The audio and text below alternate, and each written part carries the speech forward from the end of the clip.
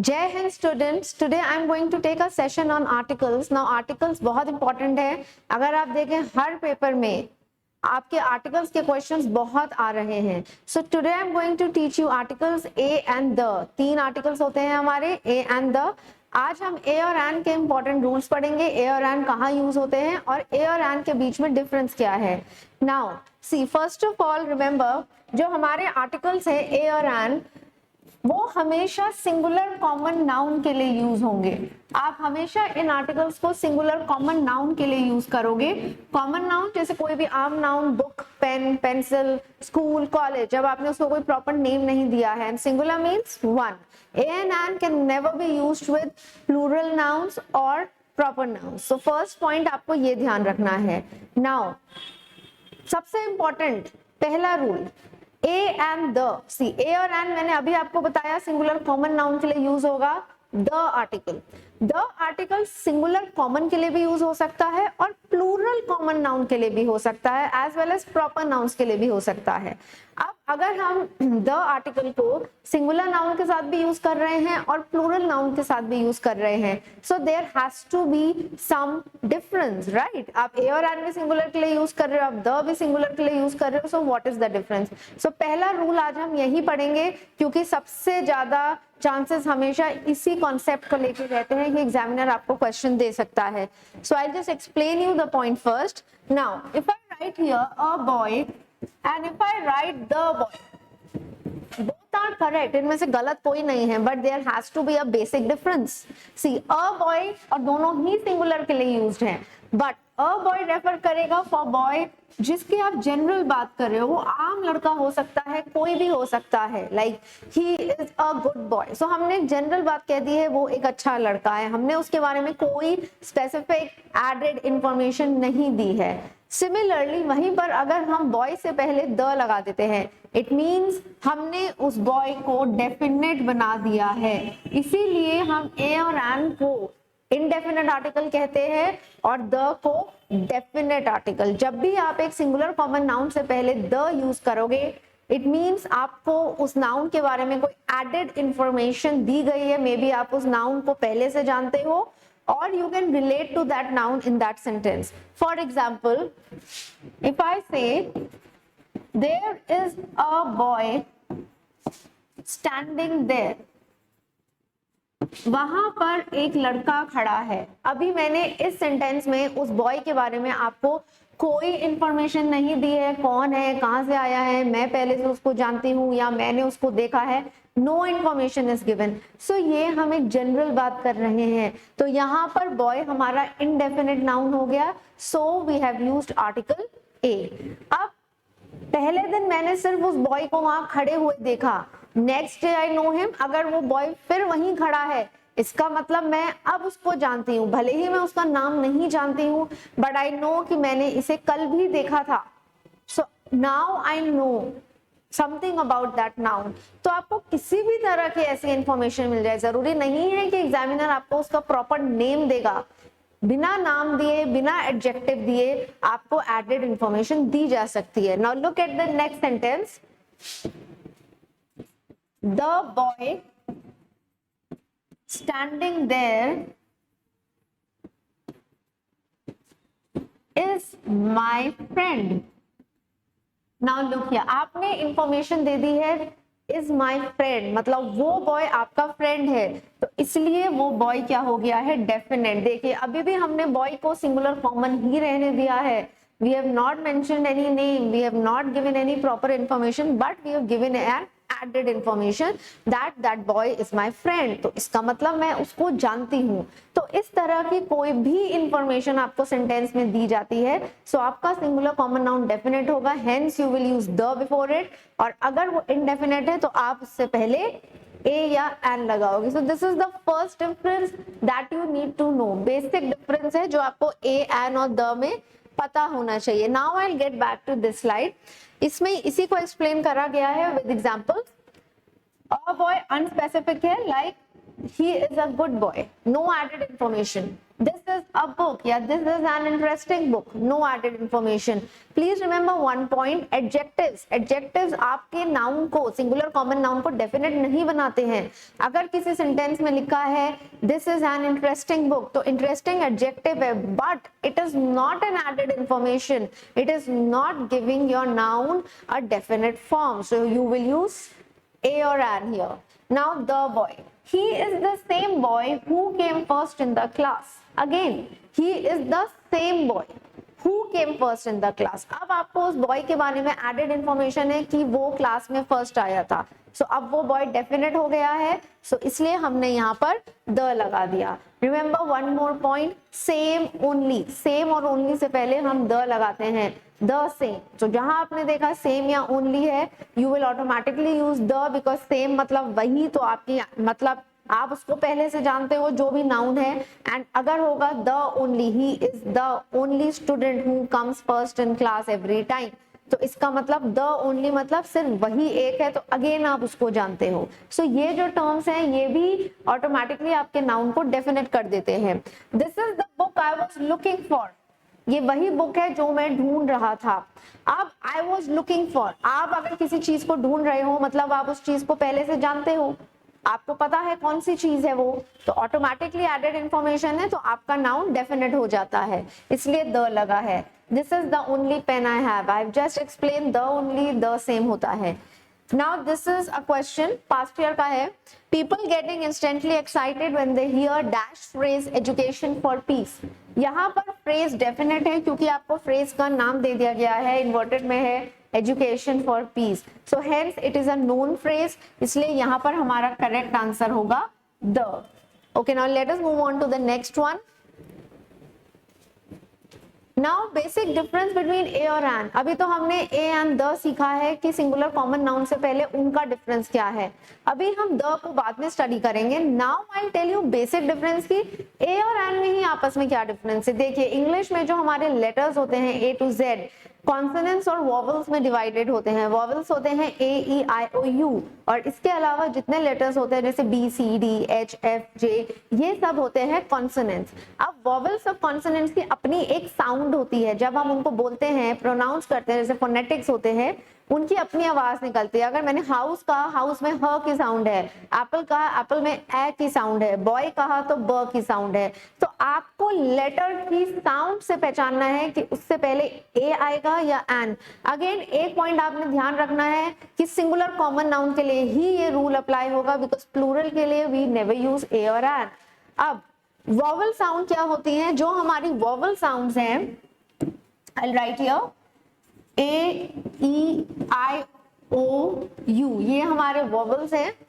इनकी जो साउंड है वो बेसिकली होती है I will explain you in a simple format. If you can remember this you will never go wrong. आ ई ई ऊ ओ एंड ए. ये हमारी बेसिक वॉवल साउंड्स हैं. तो कोई भी सिंगुलर कॉमन नाउन, चाहे वो वॉवल से शुरू हो रहा है या नहीं, अगर उसमें वॉवल साउंड आ रही है तो आप एन लगाओगे. और अगर लेट्स से वो वॉवल से शुरू जरूर हो रहा है, ए ई आई ओ यू में से किसी से, बट अगर उसमें वॉवल साउंड ही नहीं आ रही है, उसमें कॉन्सोनेंट साउंड आ रही है, तो आप ए आर्टिकल लगाएंगे. तो ये डिफरेंस होता है. तो प्लीज कभी भी लेटर देख के अपना आंसर डायरेक्टली मत लिखना, यू कैन गो रॉन्ग. आप हमेशा वर्ड को प्रोनाउंस करके देखना, उसकी साउंड पहचानना, उसके हिसाब से अपना आंसर लिखना कि it has to be a और an. Now we will discuss some examples. Now look here, an apple. Apple में ए की साउंड है, a is a vowel, so an लगा है. एलिफेंट में अगेन ए की साउंड है, एन एलिफेंट. इंक पॉट में ई की साउंड है, सो एन. ऑरेंज में ओ की साउंड है, इसलिए एन है. अम्ब्रेला में अ की साउंड है, इसलिए एन है. सो आप देख सकते हैं ए ई आई ओ यू, मैंने सबसे एग्जांपल्स दिए हैं, वॉवल साउंड आ रही है, इसलिए हमने एन लगाया है. अब कई वर्ड्स हैं जो वॉवल से स्टार्ट होते हैं बट उनमें कॉन्सोनेंट साउंड आ रही है होती है, तो पहले एक बार वो डिस्कस कर लेते हैं, बिकॉज वो आपके एग्जाम्स के हिसाब से बहुत इंपॉर्टेंट है. They are very important from your exams point of view. Now look at this one please. European. If you pronounce this word इसमें ए ई आ किसी की साउंड नहीं आ रही है, इसमें साउंड आ रही है यू की, और यू क्या है, एक कॉन्सोनेंट साउंड, इसलिए हमेशा हमारा आंसर होगा a European, he is a European. बिल्कुल कॉम्पिटिटिव एग्जाम का क्वेश्चन है ये। देन नेक्स्ट एग्जाम्पल, ई से ये एग्जाम्पल आपको याद रखना है। नेक्स्ट यू, जैसे अम्ब्रेला में अ की साउंड है तो अभी आपने देखा था एन लगाया था। अब आप यूनिवर्सिटी प्रोनाउंस करके देखिए, यूनिवर्सिटी, इसमें यू की साउंड है, और यू अभी हमने पढ़ा है कॉन्सोनेंट साउंड होती है, so you will never say an university, गलत हो जाएगा, it has to be a university, he studies in a university. Then similarly और वर्ड्स हो सकते हैं, यूनियन, ठीक है, यूनियन में भी यू की साउंड है तो आप ए लगाएंगे। यूनिक, यूनिक बहुत इंपॉर्टेंट है, यूनिक प्लैनेट एडजेक्टिव है, it is a unique planet, क्योंकि अगेन यू की साउंड है। उसी तरीके से यूनिफॉर्म हो सकता है यू में एग्जाम्पल। सो कोई भी वर्ड सिंगुलर कॉमन अगर यू से शुरू हो रहा है बट उसमें अ की साउंड नहीं आ रही, आई मीन वोवल साउंड नहीं है, यू की साउंड आ रही है, so you will automatically put a article before it, not an. Then next O में भी एक्सेप्शन आता है, ओ में जैसे ऑरेंज में, ऑक्टोपस में ओ ऑ की साउंड आ रही है, बट अगर आप बोलेंगे I have a 1 rupee note, देखिए 1 रुपी नोट, व की साउंड आ रही है, तो व तो एक कॉन्सोनेंट साउंड है, राइट, तो आप एन 1 रुपी नोट नहीं बोलेंगे, आप बोलेंगे a 1 rupee note. I saw a 1 eyed beggar, I saw a 1 legged man, आपने ए आर्टिकल लगाना है बिकॉज इसमें ओ की साउंड नहीं आ रही है, व की साउंड आ रही है, which is a consonant sound. So these are few examples with E, U and O. So remember these examples because ये बहुत commonly exams में अब आ रहे हैं। Now एक point और है which I would like to share with you. देखिए H, H एक consonant है, ह की sound आती है, house, hand, happy, but कई बार क्या होता है, देयर आर फ्यू वर्ड्स जिनसे पहले एच होता है, स्टार्टिंग में प्लेस होता है एच लेटर, बट उसमें वॉवल साउंड आती है। ऐसा क्यों होता है, क्योंकि एच साइलेंट है। साइलेंट मतलब जब हम प्रोनाउंस कर रहे हैं, बहुत वर्ड्स होते हैं जैसे साइकोलॉजी, फोन हो गया, पी से शुरू हो रहा है बट साउंड फ की आती है। सिमिलरली वर्ड्स होते हैं जो एच से शुरू होते हैं बट ह की साउंड नहीं आती, it the word takes a vowel sound. For example honest, honest ईमानदार, he is dash honest man, ये इस साल आया भी था क्वेश्चन ऑनेस्ट का एरर में। नाउ ऑनेस्ट में ऑ की साउंड आ रही है, हम ह नहीं बोलते हैं, हम बोलते हैं honest, so see o is a vowel sound, so your correct answer will always be an honest man. Similarly honourable, आदरणीय, सो अगेन ऑ की साउंड आ रही है, so an honourable. Or, 1 hour 60 minutes को क्या बोलते हैं, आर, सो अगेन आ की साउंड आ रही है which is a vowel sound, इसलिए हमने क्या यूज करा है यहाँ पर, एन। सो ये कुछ वर्ड्स हैं which you need to remember. Honest इनमें सबसे इंपॉर्टेंट है एग्जाम के हिसाब से आपके लिए, ऑनरेबल, HOUR, ये वर्ड्स नाउन्स बहुत इंपॉर्टेंट है। देन बेसिकली ये डिफरेंसेस हैं जो आपको ध्यान रखने हैं। कुछ क्वेश्चंस हैं जो हम डिस्कस कर लेते हैं, ये अभी मैंने एक्सेप्शंस डिस्कस करे थे, देखिए a European, a 1 eyed man, a uniform. Now ये सब पास्ट ईयर क्वेश्चंस हैं, ये 3 इंपॉर्टेंट जो मैं आपके साथ अब डिस्कस कर रही हूँ। इससे आपको आइडिया लगेगा कि पास्ट ईयर में ये ही कॉन्सेप्ट, यही रूल्स किस तरीके से एग्जामिनर आपके सामने रखता है। He has been considered dash honest contestant. Now जहां आपने पढ़ा ऑनेस्ट सिंगुलर कॉमन नाउन की बात हो रही है, so you will place an article. This is dash unique system, you की साउंड आ रही है, अ की नहीं आ रही है, कॉन्सोनेंट साउंड है, तो आपने यहाँ लगा दिया a. The village possesses dash scenic beauty, beauty को डिफाइन नहीं करा गया है, डेफिनेट नहीं बनाया गया है, सो यहाँ पर हमारा ए आर्टिकल आएगा। So this is basic difference between a and an. Okay, next, कई बार क्या होता है, एब्रिविएटेड फॉर्म्स होती है। एब्रिविएटेड फॉर्म्स का मतलब होता है शॉर्ट फॉर्म। किसी वर्ड को अगर हम पूरा बोलते हैं तो उसमें कॉन्सोनेंट साउंड आती है, बट जब हम उसको शॉर्ट कर देते हैं तो उसमें वॉवेल साउंड आती है। There can be lots of examples, जैसे देखिए LLB, लॉ, लॉ की साउंड आ रही है which is a consonant sound, but जब हम इसको ब्रीफ करेंगे, एब्रिविएट करके बोलेंगे LLB, तो ए की साउंड पहले आ रही है, ल की बाद में, तो ए क्या है, वॉवल साउंड, इसलिए एन लगा है, an, M A, N, F R O, M A, MBA, masters in business administration, म की साउंड आ रही है, बट जहां आपने इसको एब्रिविएट करा, मैं, ए, एम, सो बेसिकली ए की साउंड आ रही है, वॉवल साउंड है, सेम विद एफ। तो इस तरह से बहुत एग्जांपल्स हो सकते हैं, जैसे an x-ray, an MP, an MLA, ठीक है, एन NDA ऑफिसर। तो आपको बस साउंड पहचाननी है, इस रूल को फोकस करोगे, सो you will never go wrong. Alright, the next one, this is a very important rule students, many इसमें सबसे इंपॉर्टेंट है मैनी इस बार अगेन इसका एक क्वेश्चन आया था अप्रैल एग्जाम में। मैनी मतलब होता है बहुत सारा, जैसे many students are in the class, तो हम मैनी को बहुत सारा है तो प्लूरल बनाते हैं सेंटेंस, जनरली स्पोकन इंग्लिश में तो इसी तरीके से बोला जाता है, बट ग्रामेटिकली मैनी के आगे हम ए और एन आर्टिकल प्लेस कर सकते हैं, which is not wrong, it is correct. अगर मैनी के आगे ए या एन आर्टिकल आया, अब देखिए अंडरस्टूड है कि जब ए या एन आर्टिकल आ रहा है तो ऑब्वियसली वो सिंगुलर नाउन के लिए आता है, तो हमारा जो एंटायर सेंटेंस है, मतलब नाउन, वर्ब, प्रोनाउन, वो सब सिंगुलर होंगे। Now many a student is studying in the class. Now look at this example, इसमें मुझे एरर आपने बताना है, many a stars are twinkling in the sky.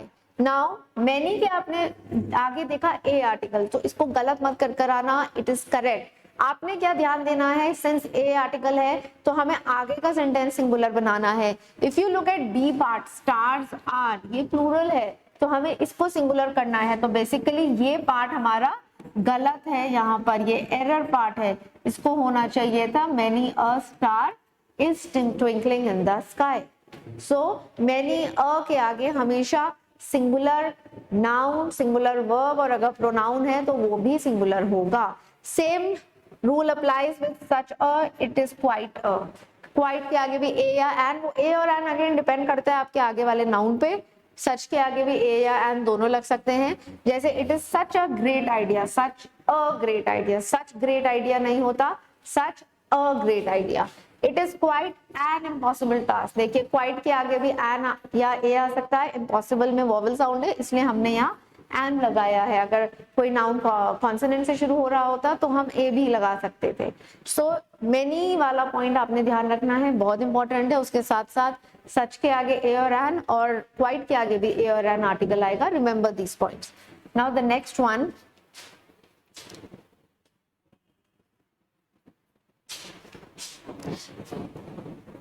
Now articles कई बार हमारे वर्ब को बहुत इफेक्ट कर देते हैं, राइट?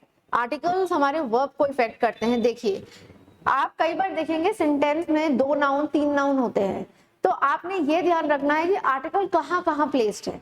अगर हर एक नाउन से पहले आर्टिकल अलग अलग लगा हुआ है तो इसका मतलब वो अलग अलग लोग हैं। और सपोज अगर 2 या 3 नाउन्स आपको दिए गए हैं बट आर्टिकल एक ही जगह लगा है पहले वाले नाउन से पहले, तो इसका मतलब है कि एक ही चीज है, एक ही पर्सन है जिसकी बात हो रही है। कई बार हम एक ही पर्सन के लिए 2 या 3 क्वालिटीज बता देते हैं, या एक ही पर्सन होता है, लेट्स से वही प्रिंसिपल भी है और वही डायरेक्टर भी है कॉलेज का, तो हम वहां पर क्या करेंगे, हम 2 अलग अलग आर्टिकल्स नहीं लगाएंगे, हम आर्टिकल को एक ही बार लगाएंगे। चाहे ए लगा रहे हो आप, चाहे द लगा रहे हो, चाहे एंड लगा रहे हो, सेंटेंस के हिसाब से आर्टिकल पहले नाउन या एडजेक्टिव से पहले आएगा। बट अगर प्रिंसिपल अलग पर्सन है, डायरेक्टर अलग पर्सन है, तो फिर आप प्रिंसिपल से पहले अलग आर्टिकल लगाओगे, द प्रिंसिपल, और डायरेक्टर से पहले आर्टिकल अलग लगाओगे। Now look here, look at the examples, like a black and a white cow. Black cow लिखा है, ब्लैक एंड व्हाइट, आर्टिकल अलग अलग है। ब्लैक से पहले आर्टिकल ए अलग दिया गया है, व्हाइट से पहले आर्टिकल अलग दिया गया है। इसका मतलब ये 2 अलग अलग काउज है, 2 काउज की बात हो रही है, एक की नहीं हो रही है। एक काउ व्हाइट है और एक काउ ब्लैक है। We are talking of 2 different cows. यहीं पर अगर एक ही गाय होती सपोज, जो ब्लैक भी होती और वही व्हाइट भी होती, तब आप आर्टिकल एक जगह लगाते, फिर आप बोलते अ ब्लैक एंड व्हाइट काउ, फिर आप आर्टिकल को व्हाइट से पहले नहीं लगाते, जो भी सेकंड एडजेक्टिव होता उससे पहले नहीं लगाते। Then look at this sentence. अब देखिए वर्ब कैसे हमारा आर्टिकल के अकॉर्डिंग प्लेस होगा। A green and a black dress, और आपको वर्ब प्लेस करना है। अब नाउन के हिसाब से ही तो लगाओगे सिंगुलर या प्लूरल। आपने देखा आर्टिकल ग्रीन से पहले भी है और आर्टिकल ब्लैक से पहले भी है, इसका मतलब दो अलग अलग आर्टिकल्स का मतलब है दो अलग अलग ड्रेसेस हैं। ब्लैक ड्रेस अलग है और ग्रीन ड्रेस अलग है, तो प्लूरल हो गए, दो ड्रेसेस मतलब प्लूरल। तो आपका जो भी वर्ब होगा वो यहाँ पर प्लूरल फॉर्म में होगा। सो आपका करेक्ट आंसर वॉज और वर में होगा वर। Second point, a clerk and cashier. Clerk अलग नाउन है, कैशियर अलग नाउन है, बट आर्टिकल एक ही जगह यूज हुआ है, आर्टिकल एक ही जगह यूज हुआ है। सो इसका मतलब ये एक ही पर्सन है, सो ये सिंगुलर होगा। सो यहाँ पर हमारा वर्ब हो गया singular. So these are some important rules. Rest we'll discuss in the next session. Thank you.